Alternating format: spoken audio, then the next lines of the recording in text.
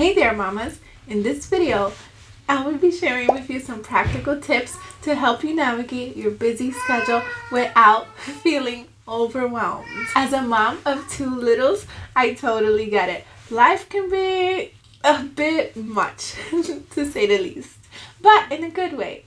However, it is super full and super hectic sometimes. But with a few simple strategies that I will share with you in a minute, you can manage your time more effectively and in a less stressful manner. So let's dive in. Oh, and by the way, if you hear little voices, know that those are my 2 boys. They're with my wonderful husband. I will not be sharing their face to protect their privacy, but you can enjoy their cute little voices if you wish. Like that. First and foremost, be sure to plan ahead. Planning ahead can make for a more effective management of time and less stressful as well. This includes writing a to-do list, planning meals in advance, as well as scheduling important events and appointments into your calendar. This way, you don't have to worry about forgetting anything or feeling unprepared. Next, you're going to want to ask for help when you can. Asking for help isn't a sign of weakness. It's a smart move because the more time that we have even more time to be productive. And when we delegate our tasks, we feel less overwhelmed, more refreshed, and therefore have the ability to be even more productive. Wherever you can, get help from family members and friends on the seasons where you are even more overwhelmed. This will give you even more time to spend time with your children or other projects that you may be having. If you're a homeschooling mama, you can even integrate these things into your lesson plans to help your children also ask for help when needed. If you need extra support, it's okay to delegate tasks when you're feeling overwhelmed. That way we are less likely to have a breakdown and more likely to get things done.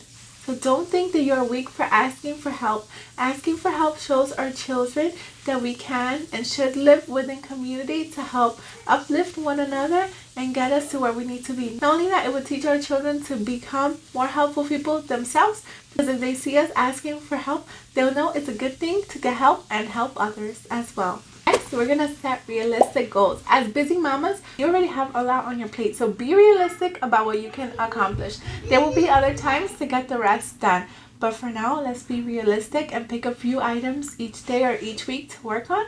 And when we're finished with these items, we can then confidently move on to the next, rather than taking up so many and feeling so overwhelmed. It's like spinning glass plates. We don't want to let them fall and then feel like we let ourselves down or others. Better to take on fewer projects at first, and then if you can handle it, add more, rather than setting unrealistic goals just because we think we should be doing more. Let's be realistic about what we can accomplish in a day and not set ourselves up for failure by overloading our schedule. Remember, distractions can and do happen, especially when we have littles coming in and out of our day and needing us for other things as well. Not to mention all of the house chores, dinners, and everything else we may have on our agenda. Instead, let's prioritize a couple of tasks that we can do and feel fully fulfilled when they are accomplished. But if you do feel like you have so much to do, don't forget an option is to do a brain dump, so you can write every single thing that you need to do, and once you accomplish the first few goals, you can move on to the other ones. They won't get lost, I promise. Not if you write them down and keep them in a safe place. So be sure to do that instead of overwhelming ourselves with unrealistic expectations. If you're enjoying this video, don't forget to give it a big thumbs up, subscribe, and turn on the notification bell so you don't miss a single video like this. Don't forget, with every thumbs up, share, and comment down below. We can help to grow this channel and spread the word out even more. So thank you so much for all you do to help to grow this channel. Next, let's be sure to take breaks. I know with littles it can be hard to do, but if your children still nap, try to get in a couple of minutes there. Even if it's to just sit down and grab a cup of tea, it will be so worth it for our mental health and our ability to be more productive later on.